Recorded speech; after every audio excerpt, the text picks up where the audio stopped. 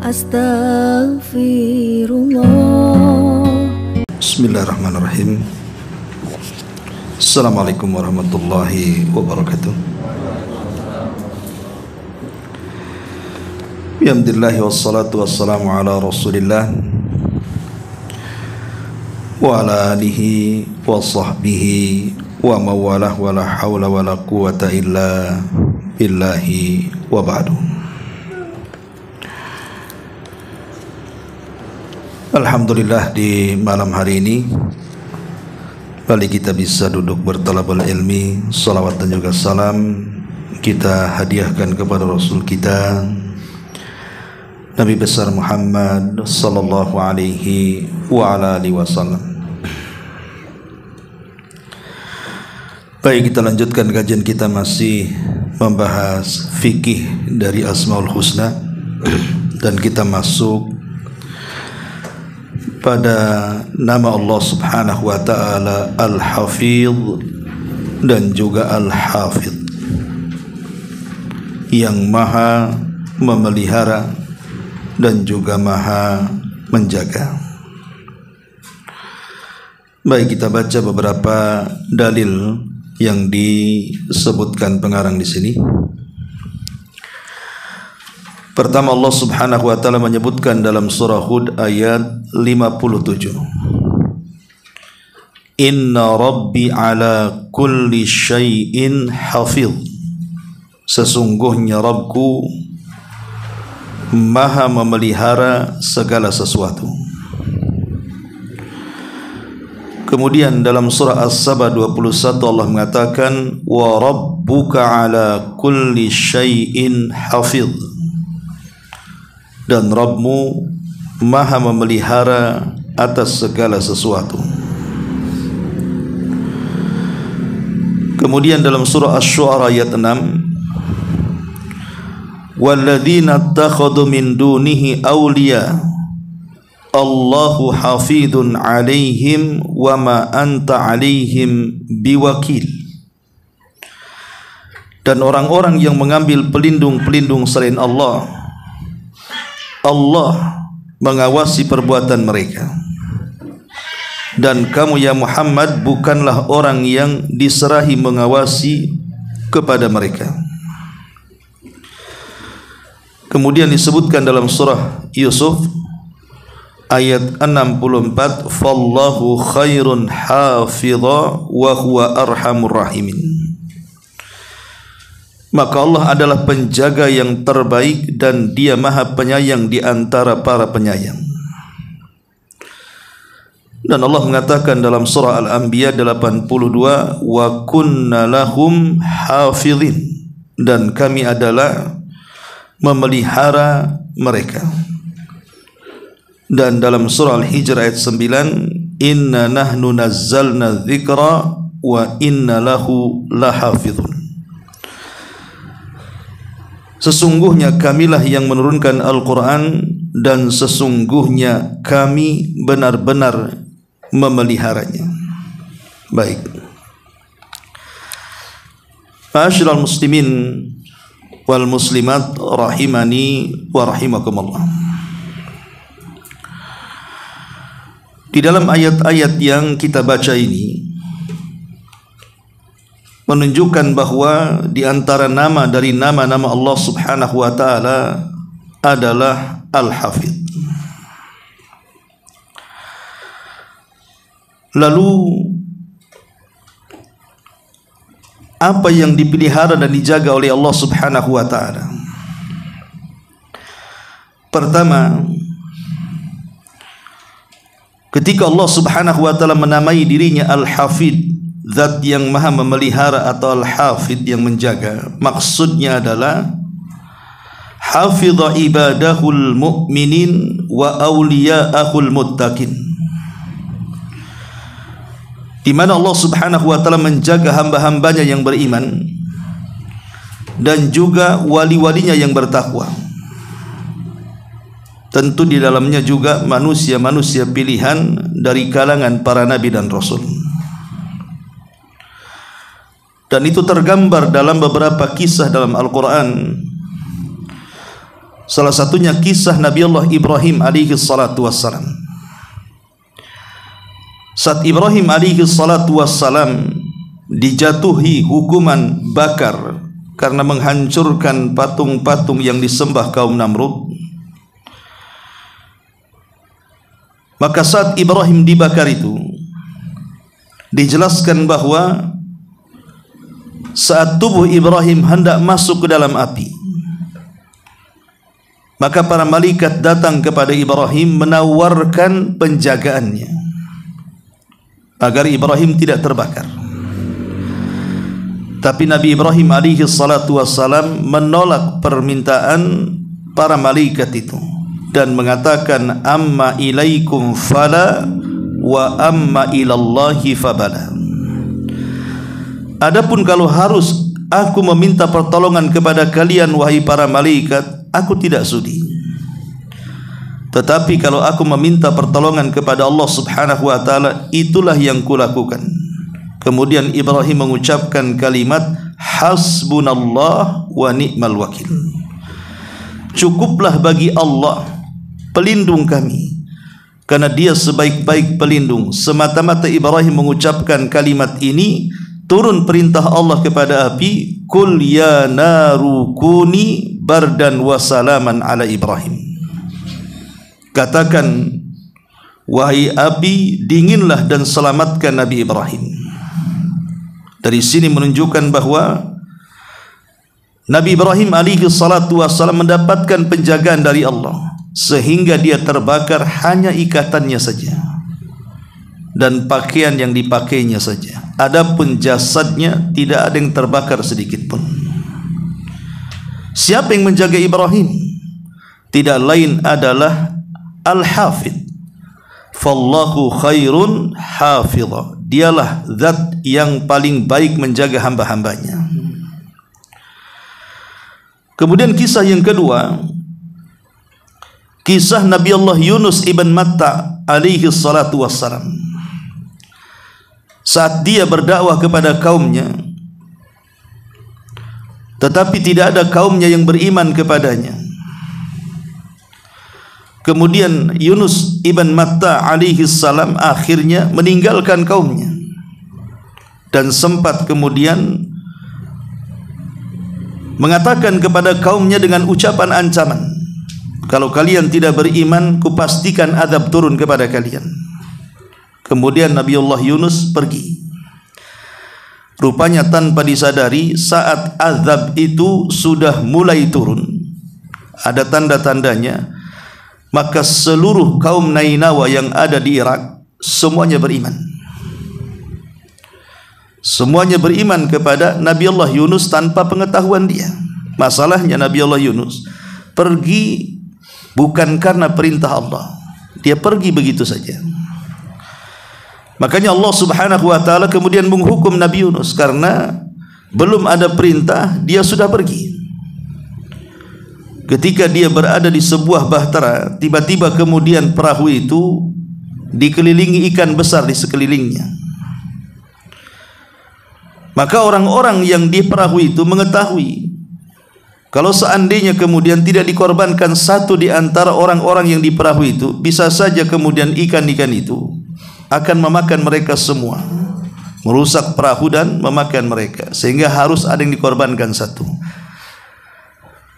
Maka terjadilah undian. Ketika mengundi inilah kemudian Nabi Allah Yunus alaihi salatu wassalam yang terpilih. Maka orang-orang menganggap bahwa tidak adil karena Nabi Allah Yunus penampilannya seorang yang saleh, tidak pantas untuk dilempar ke dalam perahu. Kemudian dilakukan undian yang kedua, ketiga dan seterusnya, tapi tetap saja nama Yunus yang keluar. Akhirnya Nabi Allah Yunus menyadari bahwa ini adalah teguran dari Allah. Maka dia dengan sukarela menerjunkan diri dari atas perahu, kemudian langsung dimakan ikan. Dan Allah subhanahu wa ta'ala perintahkan kepada ikan agar memakan dan tidak mengunyahnya, langsung menelannya, kemudian langsung dibawa ke dasar lautan. Secara logika Nabi Allah Yunus alaihi salatu wassalam yang berada di perut ikan yang berada di dasar lautan itu mengalami 3 kegelapan. Gelap di dalam perut ikan, gelap di dasar lautan, dan gelap di tengah malam. Harusnya Yunus mati, dipastikan mati. Siapapun yang berada di posisi Nabi Yunus tidak mungkin selamat.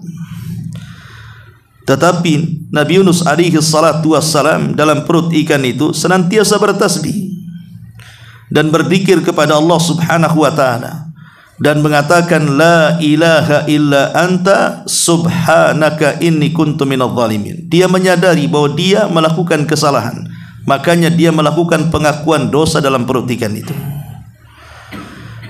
Ketika kemudian Nabi Allah Yunus terus berzikir seperti itu, maka suaranya sampai melambung ke atas langit, sehingga para malaikat mendengar tasbihnya Nabi Allah Yunus alaihi salatu wassalam dan mengatakan kepada Allah, ya Rabb, ini suara yang ma'ruf, tetapi entah di mana orang yang bertasbih ini. Maka Allah subhanahu wa ta'ala beritahu bahwa tasbih itu berasal dari dasar lautan, tepatnya berada di perut ikan. Itulah hamba kami Yunus alaihi salatu wassalam. Akhirnya kemudian karena dia terus bertasbih, maka Allah subhanahu wa ta'ala firmankan dalam surah Al-Anbiya 88, fastajabna lahu wa najjaynahu minal ghammi wa kadzalika nunjil mu'minin. Maka kami ijabah doa dan permintaan Yunus, dan kami selamatkan Yunus dari kegelapan. Begitulah kami menyelamatkan orang-orang yang beriman. Dan Allah subhanahu wa ta'ala mengatakan, kalau sekiranya Yunus ibn Matta itu bukan ahli tasbih, la labitha fi batnil huti ila yaumi yub'atsun, tentu dia akan berada di perut ikan sampai kiamat dibangkitkan. Akhirnya kemudian Yunus pun diselamatkan oleh Allah subhanahu wa ta'ala. Ikan itu pun kemudian mengapung ke permukaan dan memuntahkan Yunus ke daratan. Siapa yang menjaga Nabi Yunus? Al-Hafidh, Zat yang maha penjaga. Ma'asyiral muslimin wal muslimat rahimani wa rahimakumullah. Kemudian contoh yang ketiga adalah kisah Nabi Allah Yusuf alaihi salatu wassalam. Bagaimana Yusuf alaihi salatu wassalam pernah dicelakai oleh saudara-saudaranya hanya gara-gara hasad mereka kepada Nabi Allah Yusuf alaihi salam. Makanya hasad itu berbahaya karena mencelakakan orang jadinya. Lah Nabi Yusuf alaihi salatu wassalam yang ketika itu berusia 10 tahun, dia bermimpi dengan mimpi yang aneh karena seluruh bintang, bulan dan matahari sujud kepadanya. Ayahnya Yakub memberitahu jangan diceritakan kepada saudara-saudaranya, tapi namanya anak kecil tentu tidak bisa menjaga rahasia. Akhirnya saudara-saudaranya tahu. Terlebih kemudian Yakub makin mencintai Yusuf dibandingkan yang lainnya. Wajar, karena memang Nabi Yusuf dengan Binyamin itu berbeda ibu dengan saudara-saudaranya yang lainnya, dan ibu keduanya sudah meninggal, sehingga kemudian ayahnya mewakili ibunya. Dia juga posisinya menjadi ayah plus menjadi ibu, sehingga lebih menyayangi Yusuf dan Binyamin dibandingkan yang lainnya. Dan ini menunjukkan bahwa tidak adilnya seorang ayah kepada anak dalam hal kecintaan itu tidak tercela. Sama dengan tidak adilnya seorang suami yang berpoligami dalam hal kecintaan itu tidak tercela. Karena Nabi Yakub tidak adil di sini. Kenapa dia lebih mencintai Yusuf dan Binyamin dibandingkan yang lainnya? Karena kecintaan ini urusan hati, tidak bisa adil. Tetapi kemudian menjadikan Nabi Yusuf dicelakakan, dimasukkan ke dalam sumur. Kalau bukan karena Allah subhanahu wa ta'ala yang menjaga Nabi Yusuf dalam sumur itu, tentu dia sudah mati. Karena sumur itu dijelaskan kedalamannya itu tidak dijelaskan berapa meternya. Saking dalamnya disebutkan ghayabatil jub, saking dalamnya sumur itu, saking gelapnya. Tapi Allah subhanahu wa ta'ala memelihara Nabi Yusuf. Tiba-tiba datanglah kafilah dagang yang sedang mencari air. Ketika melihat sumur, kemudian mereka mengira ada airnya. Rupanya ketika timba diturunkan, justru mendapatkan anak kecil. Dari situ kafilah dagang ini akhirnya menjual Nabi Allah Yusuf kepada siapa? Kepada orang yang berpengaruh di Mesir, Al-Aziz. Dari sini kita tahu bahwa siapa yang menyelamatkan Nabi Yusuf? Tentu para kafilah. Ya sebabnya, tapi yang menyelamatkan bukan mereka, itu sebab saja. Allah Subhanahu wa taala yang mengarahkan para kafilah itu untuk mengambil Nabi Yusuf dalam sumur. Belum lagi kisah Nabi Yusuf alaihi salatu wasallam dalam penjara. Kalau seandainya Nabi Yusuf alaihi salatu wasallam tidak diberikan pemeliharaan oleh Allah, tentu dia tidak akan keluar selamanya dalam penjara itu. Tapi Allah Subhanahu wa taala memelihara Nabi Yusuf, diberikan ilmu tentang takwil mimpi. Makanya kisah Nabi Yusuf memang unik karena diawali dengan mimpi, pertengahannya mimpi, akhirnya mimpi. Itulah kisah Nabi Yusuf itu. Dengan takwil mimpi inilah yang akhirnya sampai kemudian bermimpi tentang ekonomi Mesir yang akan terjadi paceklik hebat selama 7 tahun. Kemudian takwil mimpi sang raja berhasil ditakwilkan Nabi Yusuf alaihi salatu wassalam. Akhirnya Yusuf pun dikeluarkan dari penjara dan menawarkan diri untuk menjadi bendaharawan Mesir. Dan secara otomatis Allah memelihara Nabi Yusuf akhirnya menjadi orang nomor 2 di Mesir setelah Fir'aun di zaman itu. Lah siapa yang memelihara Nabi Yusuf? Setelah sekian lama Yakub tidak berjumpa dengan Nabi Yusuf, akhirnya keluarga dipersatukan kembali dan turunannya disebut Bani Israel menempati negeri Mesir saat di zaman Nabi Yusuf menjadi orang nomor 2 Mesir. Lah kisah-kisah ini, baik kisah Nabi Ibrahim, kemudian kisah Nabi Yunus, kemudian kisah Nabi Yusuf alaihi salatu wassalam, termasuk juga kisah Nabi kita Muhammad sallallahu alaihi wasallam saat perjalanan hijrah beliau. Kemudian Abu Jahal menghargai kepala Nabi sallallahu alaihi wasallam dengan 100 ekor unta. Siapa yang bisa mengambil kepalanya? Dan juga menghadiahi 100 ekor unta yang sama atas kepala Abu Bakar. Maka Nabi sallallahu alaihi wasallam ketika hijrah bersembunyi di Gua Hira. Di Gua Thur Di Gua Thur inilah kemudian Rasul dan Abu Bakar Siddiq radhiyallahu an berusaha bersembunyi dan pengepungan terjadi di mana-mana. Kalau bukan karena Allah, tentu Nabi SAW tidak akan selamat. Apalagi ketika kemudian pasukan sudah berada di atas gua, kata Abu Bakar, kalau seandainya kaki kita dijulurkan saja ke pintu gua, tentu mereka akan tahu. Tapi Nabi SAW meyakinkan kepada Abu Bakar Siddiq radhiyallahu an, la tahzan innallaha ma'ana. Jangan sedih, Allah bersama kami. Dan kalau Allah bersama kita, pasti Allah akan menjaga kita. Dari sini siapa yang menjaga Rasul dan Abu Bakar? Allah. Fallahu khairun hafidha. Dialah sebaik-baik pelindung bagi hamba-hambanya yang beriman kepada Allah Subhanahu wa ta'ala. Ini yang pertama. Bagi dimaksud al-hafid atau al-hafid, artinya Allah Subhanahu wa ta'ala menjaga hamba-hambanya yang beriman dan para wali-walinya serta para nabinya. Kemudian yang kedua, di antara makna al-hafid, artinya jadi Allah Subhanahu wa ta'ala menjaga syariatnya. Jadi Allah Subhanahu wa ta'ala menjaga syariatnya akan hamba-hambanya. Dalam bentuk apa? Bihifdzid daruratil khamsi wa bihifdzi masalihil ibadi. Dengan cara apa? Menjaga asas-asas yang 5 bagi manusia dan juga maslahat-maslahat kepada hamba-hambanya.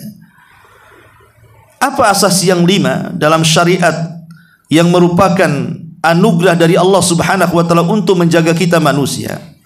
Pertama, menjaga keyakinan. Dengan diturunkan syariat itu, keyakinan kita terjaga. Kalaulah bukan karena hidayah Islam sampai kepada kita, tentu mungkin kita ini sudah para penyembah berhala, animisme, dinamisme. Apalagi negara kita ini sebelum kedatangan Islam yang kuat adalah Hindu dan Buddha.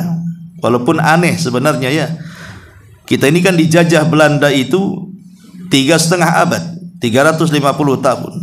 Dan kita tahu Belanda itu agamanya mayoritas Protestan dan Katolik. Harusnya negara yang dijajah sekian lama, 3,5 abad itu mestinya kan mayoritas Nasrani kan? Harusnya. Tapi kenapa kemudian Nasrani justru minoritas, Muslim pula mayoritas kan begitu? Karena boleh jadi mungkin maksud penjajahan POC atau Belanda itu mereka hanya mementingkan kepentingan ekonomi saja. Mereka tidak menyentuh soal agama. Karena di Belanda sendiri saat itu sering terjadi perang antara dua kubu Protestan dan Katolik, sehingga sering berperang sesama mereka di Belanda sendiri. Sehingga boleh jadi mungkin kasus itu ketika mereka menjajah negeri kita tidak terlalu dipusingkan soal agama. Sehingga kemudian yang sering kita baca di sejarah-sejarah Indonesia ini umumnya adalah Hindu dan Buddha, agama yang bercokol di negara kita ini. Baru kemudian Islam datang. Tapi anugerah Allah Subhanahu wa taala Islam berkembang di negeri kita kan. Tetapi kan sebelumnya ada Hindu dan Buddha. Maknanya kalau seandainya Islam tidak datang ke negeri kita Indonesia, mungkin kita sudah beragama seperti mereka. Dengan datangnya syariat ini terjaga keyakinan kita sehingga kita tidak menyembah berhala. Ini yang pertama. Kemudian yang kedua, menjaga akal. Jadi syariat itu diturunkan untuk menjaga akal kita. Makanya kenapa di dalam Al-Quran dan Sunnah Nabi SAW kita melarang untuk memakan dan meminum sesuatu yang merusak akal. Contoh umpamanya Allah Subhanahu wa taala mengharamkan khamr dan mengatakan rijsun, bahwa khamr itu sebuah hal yang najis, min amali syaitan, termasuk perbuatan setan, dan orang yang meminumnya telah mendatangkan sumber keburukan. Kata Nabi SAW, al-khamru ummul khaba'ith, khamr itu induk dari setiap keburukan. Dan tentu juga turunannya dan jenis-jenisnya, bukan hanya sekedar khamr saja, mungkin narkoba, morfin dan yang lainnya ya. Tapi yang jelas bahwa dengan adanya larangan-larangan itu, bahkan Nabi SAW saat peristiwa Isra sendiri kemudian disodorkan antara khamr dan juga air susu, tapi Nabi SAW lebih memilih air susu dibandingkan khamr, sehingga Jibril mengatakan hudita wa hudiyat ummataka, engkau diberikan hidayah kepada fitrah dan umatmu juga akan diberikan hidayah. Maka dengan itulah akal kita terjaga. Kemudian yang ketiga, apalagi yang dijaga nasab kita. Makanya dalam Islam itu disyariatkan kita untuk menikah supaya nasab itu jelas, siapa ayahnya, siapa ibunya. Dan diharamkan perzinahan supaya tidak ada lagi anak-anak yang mempertanyakan siapa bapaknya. Sehingga Islam datang dalam rangka meluruskan nasab dan menyambungkan nasab anak-anak kepada orang tuanya. Termasuk juga yang keempat, Islam juga menjaga jiwa-jiwa manusia. Maka kenapa dalam Quran dan Sunnah itu larangan untuk membunuh? Bahkan siapapun yang membunuh ditegakkan qisas. Siapa yang membunuh maka dia dibunuh ya. Menunjukkan bahwa jiwa-jiwa manusia itu sangat terjaga dalam Islam. Tidak sembarangan kita menumpahkan darah kecuali karena sebab Islam itu sendiri.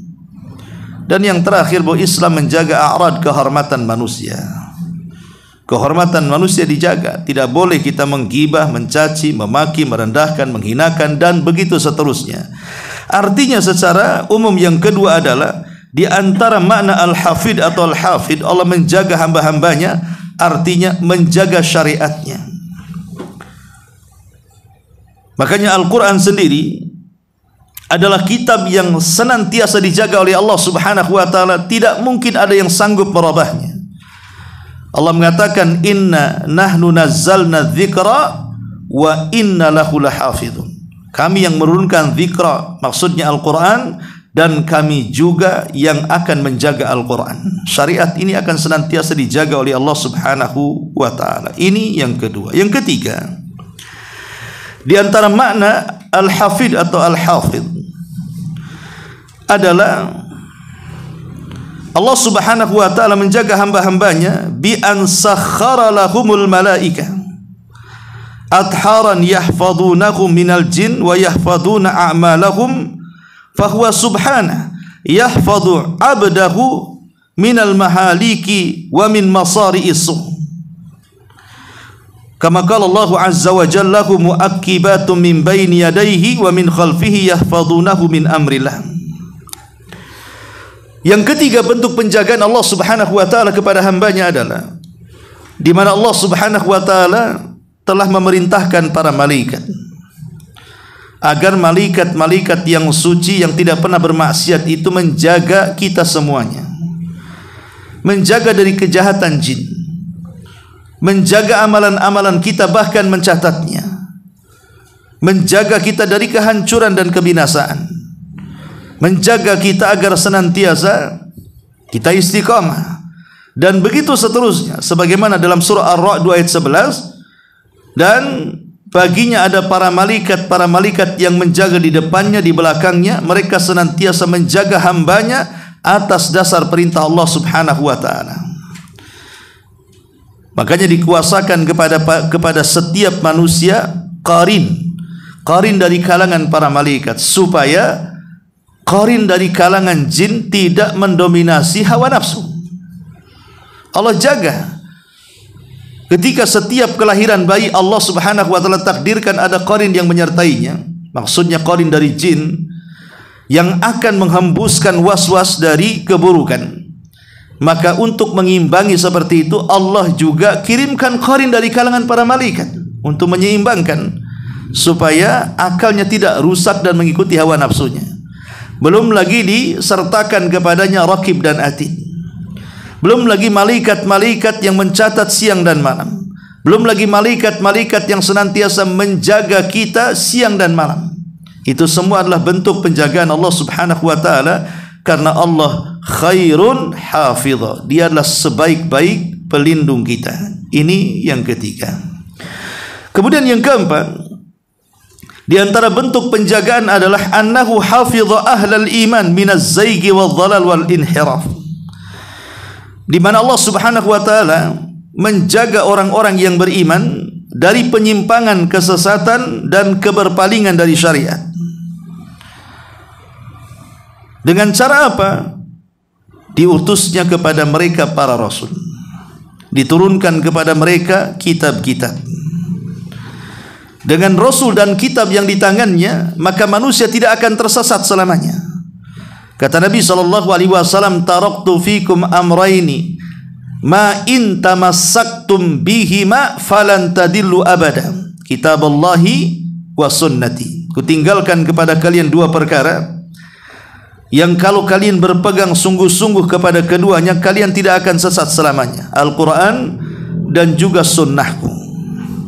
Kemudian yang kelima, di antara bentuk penjagaan Allah Subhanahu wa taala adalah annahu hafidha a'malal ibad fala yudhi'u minha syai'un. Bahwa Allah Subhanahu wa taala akan menjaga amalan-amalan hambanya, tidak menyia-nyiakan sedikit pun, hatta amalan itu kecil sekali. Faman ya'mal mithqala dzarratin khairan yara wa man ya'mal mithqala dzarratin syarran yara. Sekecil apapun amalan kebaikan itu Allah akan jaga, artinya Allah akan membalasnya. Tidak mungkin Allah Subhanahu wa taala menyia-nyiakan amalan hambanya walaupun kecil. Kemudian yang keenam, makna al-hafidh dan al-hafidh juga artinya annahu hafidhal kauna kullah. Bahwa Allah Subhanahu wa taala menjaga seluruh alam semesta, langitnya, buminya, galaksinya, semua Allah Subhanahu wa taala yang menjaganya. Makanya Allah mengatakan innallaha yamsikus samawati wal arda antazula. Sesungguhnya Allah yang memegang langit dan bumi untuk tidak musnah. Wala in zalata in amsakahuma min ahadi min ba'di innahu kana haliman ghafura. Jadi Allah Subhanahu wa taala dalam ayat ini bahwa Allah akan menjaga makhluknya, bukan hanya manusia saja, seluruh makhluknya. Bayangkan kalau seandainya Allah tidak menjaga makhluk di alam semesta ini, apa yang terjadi? Makanya ada sebuah kisah Israiliyat, walaupun dilemahkan para ulama riwayatnya, tapi maknanya bisa kita renungkan tentang kisah Nabi Allah Musa alaihi salatu wassalam. Jadi saat Musa alaihi salatu wassalam bertanya kepada Jibril, apakah Allah tidur? Hal yanamu rabbuna ya Jibril? Apakah Allah Rabb kami tidur ya Jibril? Maka Allah Subhanahu wa taala mengatakan kepada Jibril, katakan kepada Nabi Musa agar dia berdiri dan memegang dua tangannya, dua mangkuk yang berisi air, dan jangan dilepaskan sampai pada waktu yang ditentukan. Akhirnya Nabi Musa pun berdiri, di tangan kanan kirinya memegang mangkuk, kemudian ditumpahkan air. Nabi Musa lama berdiri. Yang namanya manusia pasti disentuh ngantuk, ikhwan. Akhirnya Nabi Musa ngantuk. Ketika ngantuk sebelah kiri, kemudian jatuhlah mangkuk itu, kemudian pecah. Tapi Nabi Musa tetap memegang yang kanannya. Akhirnya dia tidak tahan lagi dengan ngantuknya, kemudian tidur. Ketika tertidur sesiut sebentar itu, maka kemudian mangkuk di tangan kanan pun kemudian jatuh dan pecah. Kata Jibril, kalau seandainya Allah Subhanahu wa taala tidur, maka alam semesta seperti mangkuk yang ada di tangan kedua tanganmu wahai Musa. Tentu akan terjadi bentrokan satu makhluk dengan makhluk yang lainnya. Tentu galaksi itu akan bertubrukan satu dengan yang lainnya kalau Allah tidur, tapi Allah tidak tidur. Makanya Allah Subhanahu wa taala mengatakan dalam ayat kursi, kan jelas itu. Ya, Allah itu tidak tersentuh dengan sinatun wala naum, ngantuk apalagi tidur. Karena Allah senantiasa menjaga makhluknya dari kehancuran, menjaga langit dan bumi dari kehancuran sampai tentunya pada waktu yang ditentukan pada hari kiamat. Inilah 6 makna daripada kalimat al-hafid ataupun al-hafid. Ma'asyiral muslimin wal muslimat rahimani wa rahimakumullah. Tentu sering saya ulang-ulang kepada antum, ketika kita ini memahami nama-nama Allah Subhanahu wa taala, tentu bukan hanya sekedar menghafal ataupun membaca, tapi lebih daripada itu kita harus paham apa pengaruh keimanan kita mempelajari nama Allah itu. Kalau kita meyakini bahwa Allah itu Al-Hafid, Allah menjaga kita, Allah memelihara kita, lalu apa pengaruhnya kepada kita? Pengaruhnya kepada keimanan kita itu apa? Ini yang kita akan bahas. Pertama, di antara asar imannya, kenapa kita harus beriman bahwa Allah Subhanahu wa taala adalah zat yang Al-Hafid. Dia adalah zat yang senantiasa memelihara dan menjaga hamba-hambanya. Apa pengaruh keimanannya? Pertama, kita wajib menjaga batasan-batasan Allah, perintah-perintah Allah, larangan-larangan, dan apapun yang berkaitan dengan Allah Subhanahu wa taala. Sebab kalau kita menjaga Allah Subhanahu wa taala dengan menjaga perintah dan juga menjaga tidak terjerumus kepada larangan, maka di sini ada timbal balik dari Allah. Allah pasti akan menjaga kita. Makanya Nabi SAW pernah satu hari membonceng Abdullah ibn Abbas radhiyallahu anhuma.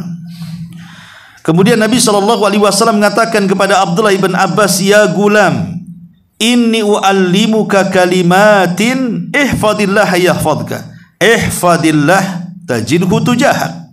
Ya. Kata Nabi SAW kepada Ibnu Abbas, pada Ibnu Abbas ketika itu masih kecil, ikhwan, masih 10 tahun, atau ada yang mengatakan masih sekitar 11-12 tahun, belum balik, ya masih sekolah SD kalau sekarang ini. Tapi Nabi SAW tetap mendidik anak-anak. Ketika Abdullah bin Abbas dibonceng di belakang, kata Rasul, wahai Ibnu Abbas, maukah ku ajarkan beberapa kalimat? Kalau seandainya engkau jaga kalimat ini, maka Allah akan menjaga dirimu. Maka Rasul mengatakan, ihfadillah yahfadka, ihfadillah tajidhu tujahak. Jaga Allah, niscaya Allah menjagamu. Jaga Allah, niscaya engkau akan mendapati Allah di hadapanmu. Ulama mengatakan, apa yang dimaksud jaga Allah? Apakah kita harus menjaga Allah? Apa enggak terbalik Allah yang menjaga kita? Maksudnya menjaga Allah di sini adalah menjaga batasan-batasannya. Kita jaga perintah-perintahnya dan kita lakukan. Kita jaga larangan-larangannya dan kita tinggalkan. Maka siapapun yang menjaga hal tersebut, batasan-batasan Allah, maka pasti Allah Subhanahu wa taala akan menjaga kita. Makanya ada seorang ulama seorang ulama, saya lupa namanya, dia sudah tua, usianya sudah hampir 1 abad, ya, 80 tahun lebih. Tetapi fisiknya kuat, tidak pernah disentuh dengan penyakit. Ketika ditanya kuncinya, kenapa kemudian fisikmu kuat dan dijaga oleh Allah Subhanahu wa taala? Kemudian dia mengatakan, karena saya tidak pernah meninggalkan qiyamul lail. Kisah yang lainnya mengatakan, ada seorang ulama yang sudah sepuh tua, tapi kedua matanya luar biasa awasnya.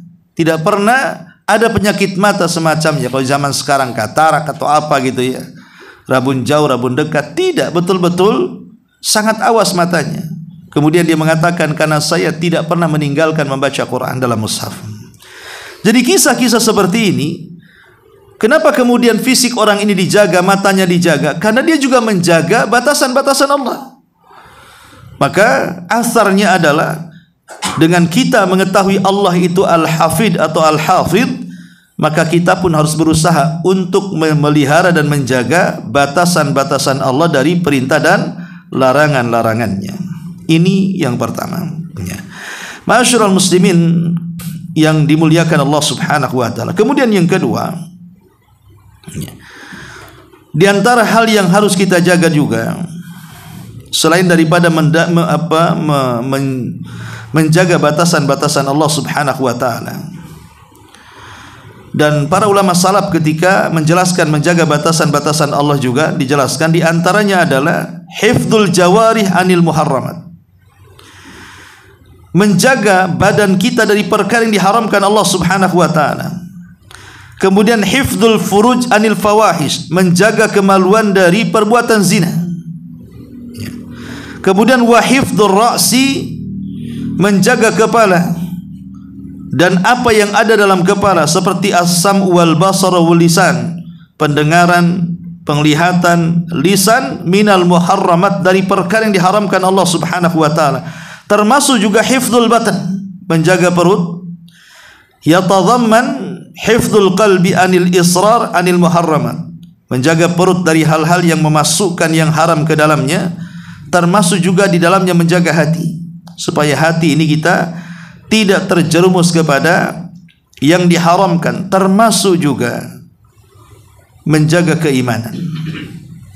Yang kedua, apa yang harus kita lakukan dengan nama Allah Al-Hafid adalah hifdzul iman, jaga keimanan kita kepada Allah Subhanahu wa taala. Kemudian yang ketiga, doa Allah bismihil hafid. Kita juga harus berdoa kepada Allah dengan menggunakan Al-Hafid. Dengan kata lain kita tawassul, bertawassul dengan nama Allah Subhanahu wa taala Al-Hafid. Makanya dalam hadis Abdullah bin Mas'ud radhiyallahu an, Nabi sallallahu alaihi wasallam berdoa, Allahumma hafidni bil Islam. Ya Allah, jagalah diriku dengan Islam ini.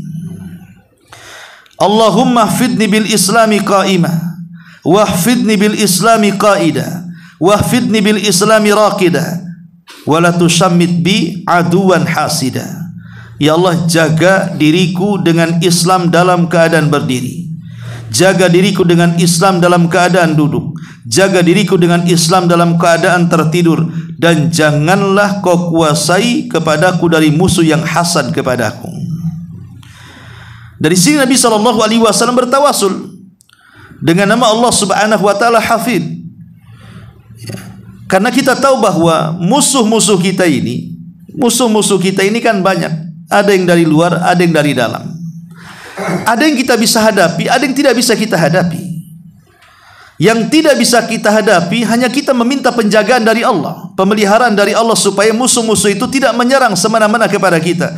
Seperti orang yang menyihir saat menyihir kita, orang yang hasad saat melancarkan penyakit matanya, ainnya kepada kita, orang-orang yang kemudian menyebar fitnah, menzalimi dengan cara memfitnah kita di luar sana, menyebarkan hal-hal yang buruk tentang kita. Siapa yang bisa menjaga coba? Terkadang kita tidak bisa menepisnya.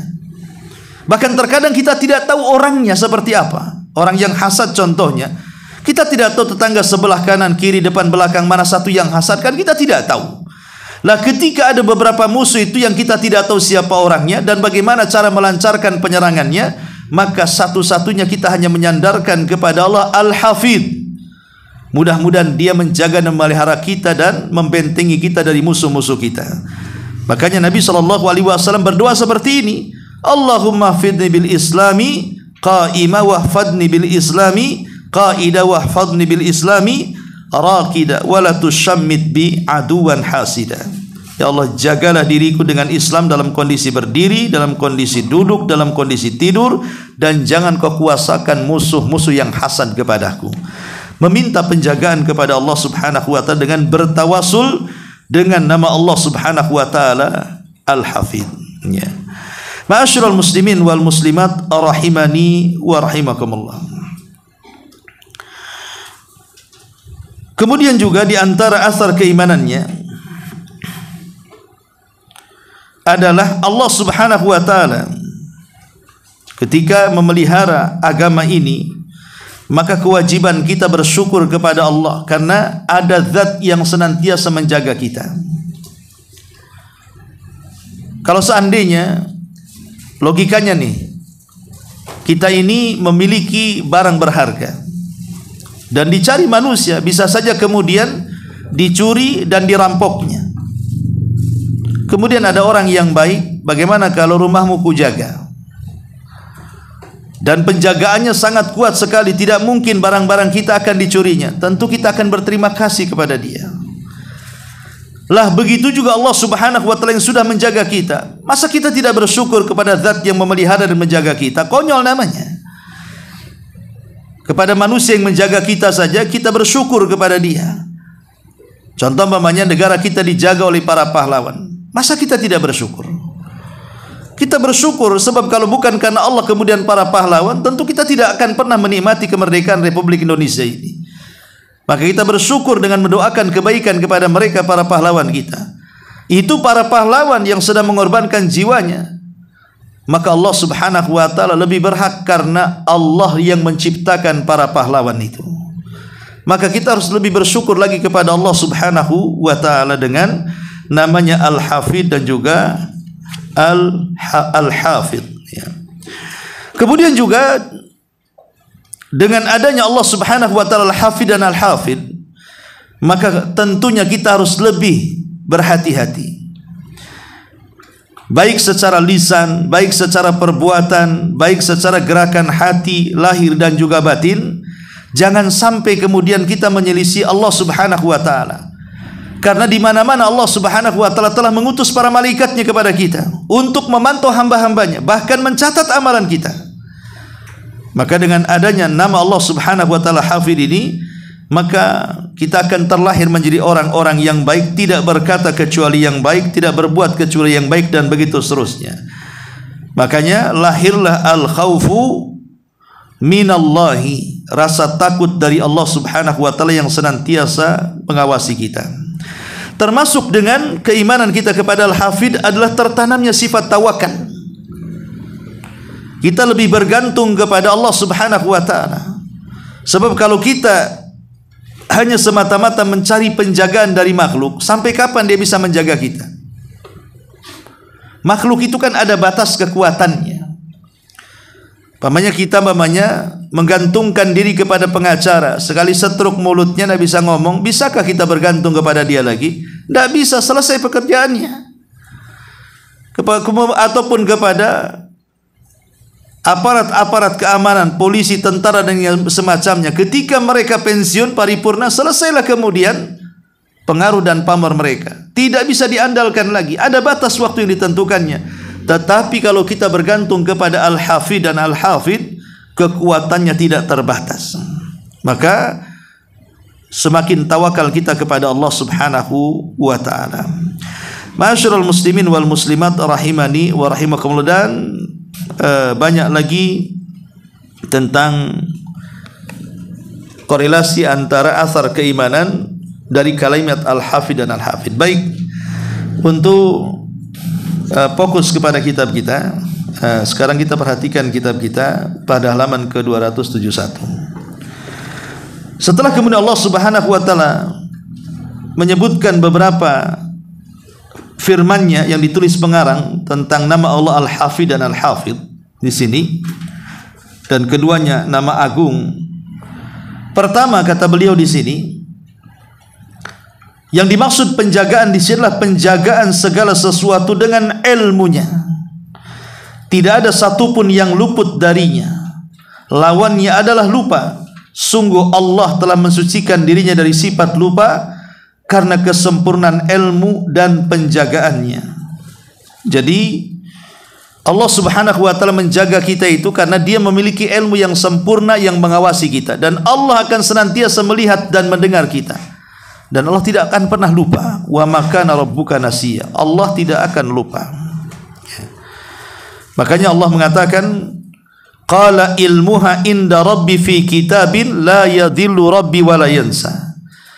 Ketika Nabi Musa menjawab, pengetahuan tentang itu ada di sisi Rabbku, dia dalam sebuah kitab, Rabb kami tidak akan salah dan tidak akan pernah lupa. Artinya ketika Allah tidak pernah lupa berarti pengetahuannya sempurna. Beda dengan kita.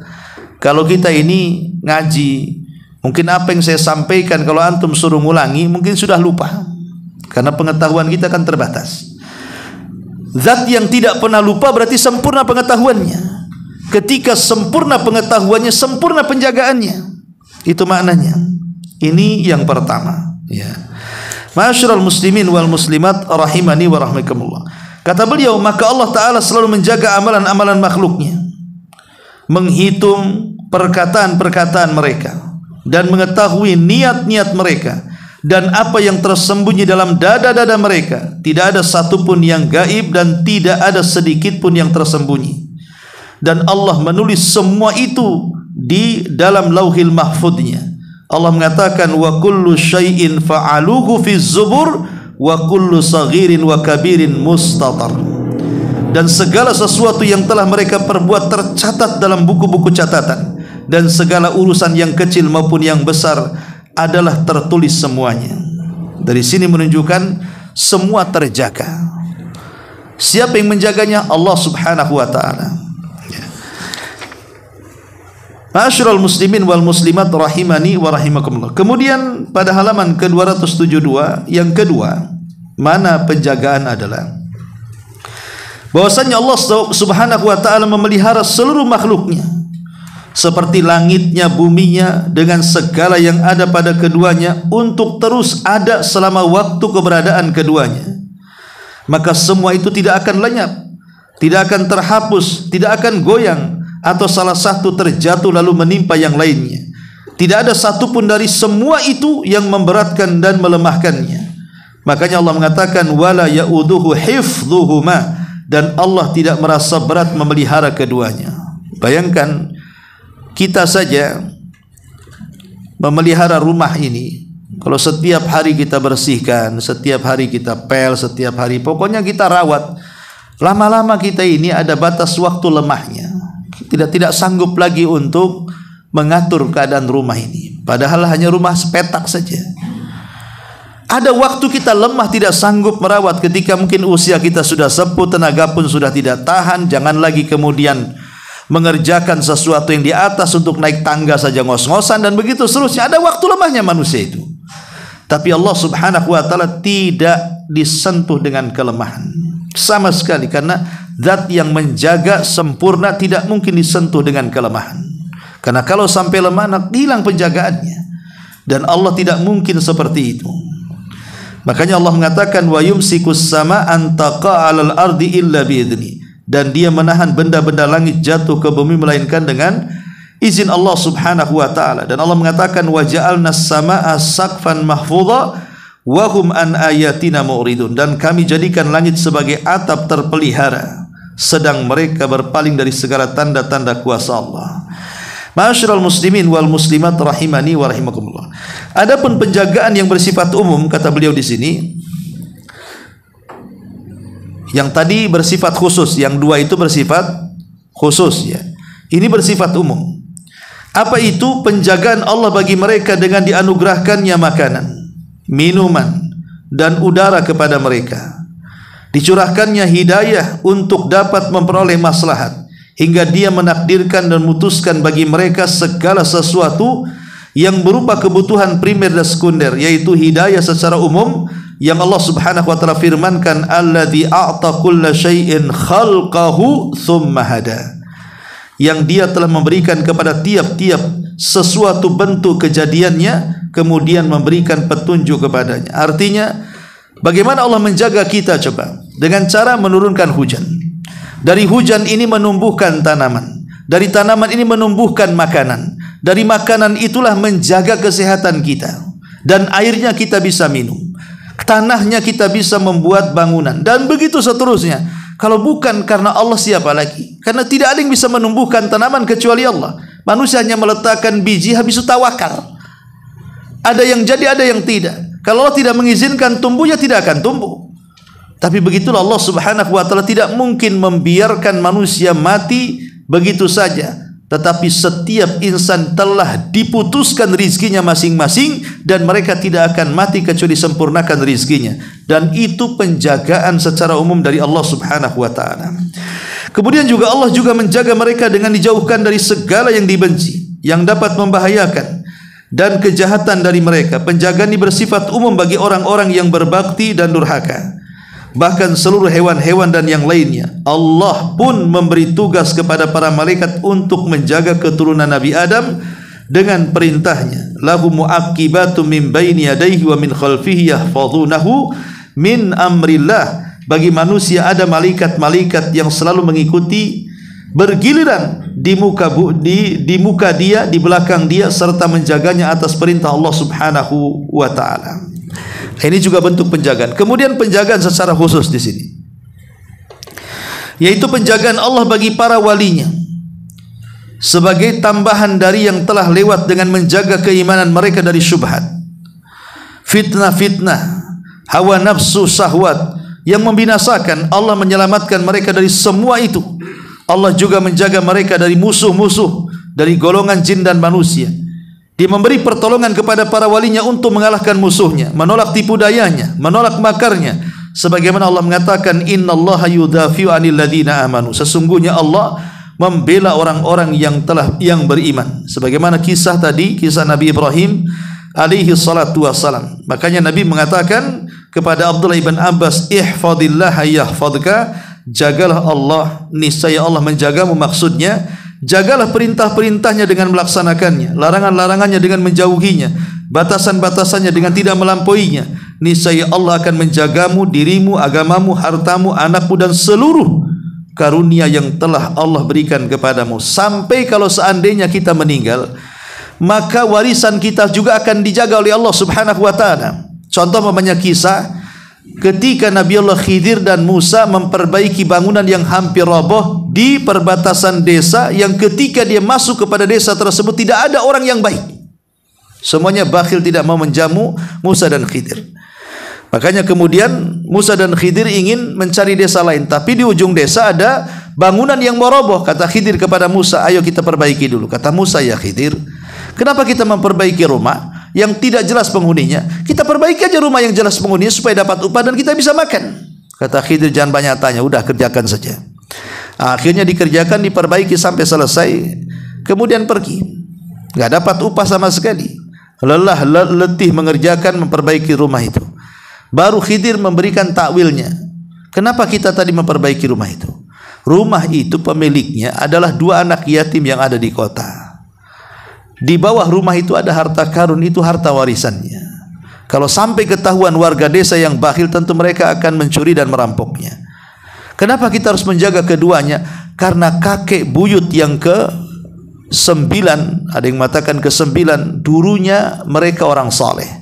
Maka ini turunnya kita harus jaga. Ini pula yang kemudian dikatakan oleh Allah Subhanahu wa taala bagi orang-orang yang istiqomah saat kematiannya. Dikirim para malaikat dan mengatakan, la takhafu wa la tahzanu wa abshiru bil jannati allati kuntum tu'adun. Jangan takut, jangan sedih, karena sorga sudah menantimu. Ulama tafsir mengatakan kalimat jangan takut dan jangan sedih, maksudnya apa? Jangan takut terhadap perkara yang akan engkau lalui setelah kematian, dari azab kubur, dari azab mahsyar dan begitu seterusnya, termasuk azab neraka. Jangan sedih artinya jangan sedih dari keturunan yang kau tinggalkan. Kami akan menjaganya. Ya, jadi itu bentuk penjagaan Allah bagi kita yang menjaga Allah Subhanahu wa taala, maka Allah akan balik menjaga kita sampai turunan kita. Itu maksudnya, ya. Ma'asyiral muslimin yang wal muslimat rahimani wa rahimakumullah. Termasuk dalam hal ini menjaga tauhid. Menjaga tauhid mereka dari segala yang dapat membatalkannya, menguranginya. Sebab tauhid adalah sesuatu yang paling agung dan yang harus dijaga dan dipelihara, serta menjaga syiar-syiar Islam, istimewa ibadah, salat dan begitu seterusnya.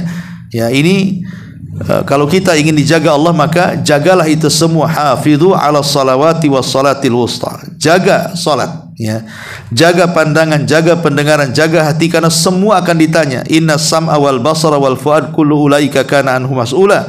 Sesungguhnya pendengaran, penglihatan, hati semuanya akan diminta pertanggungjawaban oleh Allah Subhanahu wa taala, termasuk menjaga kemaluan dan begitu seterusnya. Intinya Allah Subhanahu wa taala sebaik-baik pelindung, sebaik-baik pemelihara, sebaik-baik penjaga.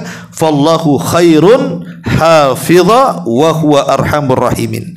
Maka dialah sebaik-baik pelindung, penjaga, dan dia maha penyayang di antara para penyayang. Orang-orang yang beriman akan senantiasa dijaga Allah. Ya. Di zaman Nabi sallallahu alaihi wasallam,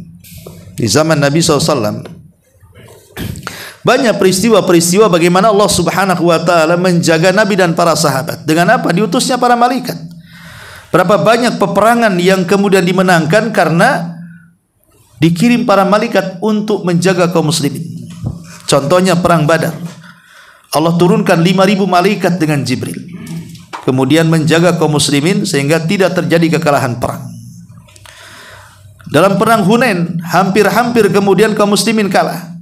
Tapi di akhir peperangan Allah turunkan para malaikat membawa angin dan menghempas seluruh tenda, perbekalan, dan mengusir kuda-kuda musuh. Akhirnya menang dalam peperangan. Di perang Tabuk begitu juga. Jadi ini bentuk bagaimana Allah Subhanahu wa taala menjaga orang-orang yang beriman. Terkadang kita lihat sekarang juga contoh Palestina yang mudah saja kita contohkan, dengan persenjataan yang apa adanya, melawan negara yang sangat maju dan canggih persenjataannya, Allah masih menjaga mereka. Tidak bisa sampai hari dikuasai kan, padahal mereka lemah. Siapa yang bisa menjaga warga Palestina tetap seperti itu dan belum mampu untuk dikalahkan sepenuhnya? Tidak lain karena pertolongan Allah Subhanahu wa taala dan doa-doa kaum muslimin kepada mereka. Itu bentuk bahwa Allah Subhanahu wa taala adalah Al-Hafidh dan juga Al-Hafidh, ya. Wallahu alam. Ini diantara penjelasan dari fikih Asmaul Husna, Ismullah Al-Hafidh dan Al-Hafidh. Baik, sampai di sini. Sebelum saya tutup, silahkan kalau ada yang bertanya.